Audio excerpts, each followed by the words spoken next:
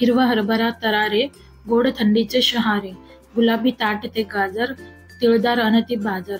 तर तुम्हा सर्वांना भोगी सणाच्या हार्दिक हार्दिक शुभेच्छा.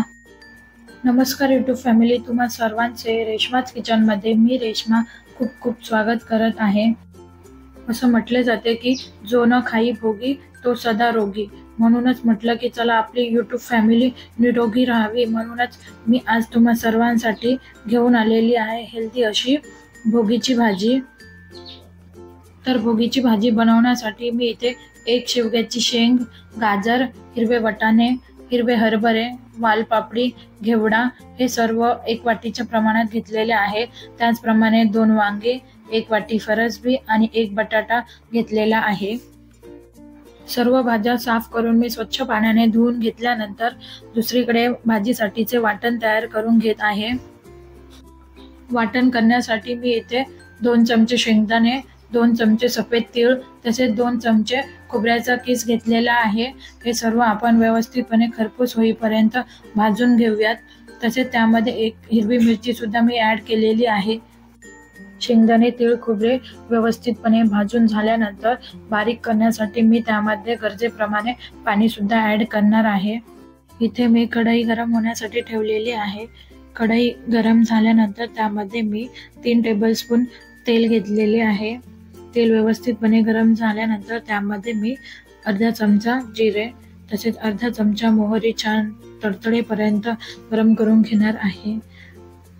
जिरे मोहरी छान फुलल्यानंतर त्यामध्ये आपण तयार केलेले वाटण छानपैकी तेल सुटेपर्यंत फ्राय करून घेणार आहोत. तुम्ही बघू शकता आपल्या वाटणाला मस्त तेल सुटलेले आहे. तर आता तेल सुटल्यानंतर मी त्यामध्ये काही मसाले ऍड करणार आहे. तर त्यासाठी इथे मी अर्धा चमचा हळद, 1 चमचा लाल तिखट, 1 चमचा धना पावडर, 1 चमचा किचन किंग मसाला. तुमच्याकडे किचन किंग मसाला नसेल तर तुम्ही गरम मसाला सुद्धा यूज करू शकता. आणि शेवटी काश्मीरी रेड चिल्ली पावडर 1 चमचा टाकलेली आहे. हे सर्व मसाले आपण व्यवस्थितपणे वाटणामध्ये मिक्स करून घेऊयात. मसाल्याला तेल सुटेपर्यंत आपण मसाला व्यवस्थितपणे फ्राय करून घेऊयात. तर मसाल्याला तेल सुटलेले आहे आणि आता मसाल्यामध्ये मी सर्व भाज्या टाकल्यानंतर त्या सर्व भाज्या मी व्यवस्थितपणे मिक्स करून घेणार आहे. आणि तसेच त्यामध्ये चवीप्रमाणे मीठ सुद्धा टाकून घेऊयात. मीठ टाकल्यानंतर पुन्हा एकदा भाजी व्यवस्थितपणे मिक्स करून घेऊयात. आता भाजी मिक्स झाल्यानंतर त्यावर मी झाकण ठेवून साधारणपणे 7 ते 8 मिनिटे लो गॅसवर भाजी व्यवस्थितपणे शिजवून घेणार आहे.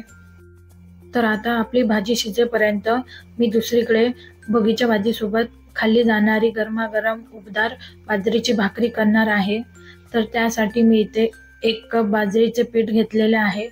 हे पीठ मी चाळून घेतलेले आहे. चाळून घेतल्यानंतर त्यामध्ये मी गरजेप्रमाणे थोडे थोडे पाणी ऍड करून बाजरीच्या पिठाचा एक गोळा तयार करून घेणार आहे.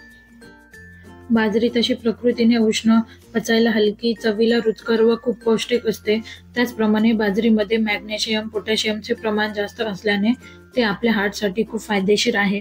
म्हणूनच सर्वांनी थंडीच्या दिवसामध्ये आपल्या आहारामध्ये बाजरीचा समावेश नक्की करावा.